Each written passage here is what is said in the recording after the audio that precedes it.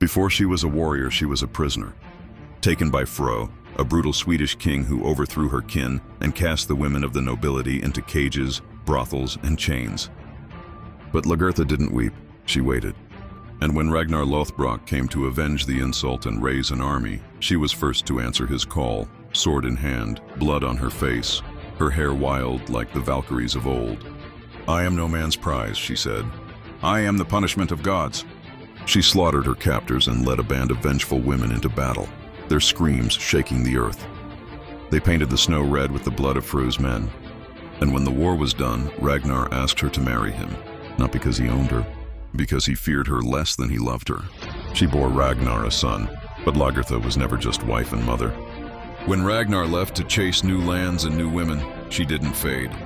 She built her own army, took her own land, and became a jarl in her own right. She fought off rival warlords, crushed traitors, and once, when her new husband tried to control her, she stabbed him through the heart at a feast. No duel, no mercy. Just a warning, I bow to no man. Years later, Ragnar was in trouble, betrayed, surrounded, bleeding out in a war he couldn't win. Who came to save him? Lagertha.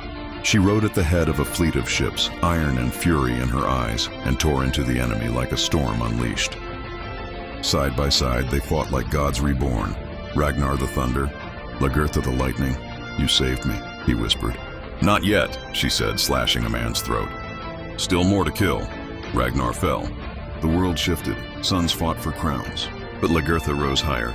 She stormed Kattegat, slew Aslaug, Ragnar's second wife, with no more than a dagger, and claimed the throne. Not inherited, not gifted, taken. And when the sons of Ragnar came for her, Ivar, twisted with hate, she fought them all. She held her city through siege, betrayal, famine, and fire. She aged, but never slowed. Even as silver touched her hair, her blade still gleamed with the blood of those who forgot her name. Her death didn't come from a king or war. It came from prophecy, but Lagertha faced it anyway. Wounded, tired, alone, she rode out in the night to slay a beast that had been killing her people.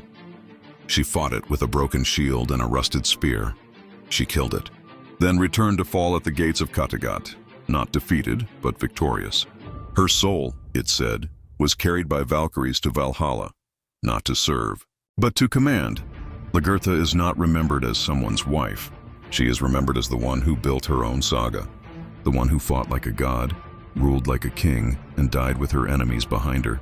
Shield wall holds, my name rides with the storm. Lagertha, the Iron Wolf,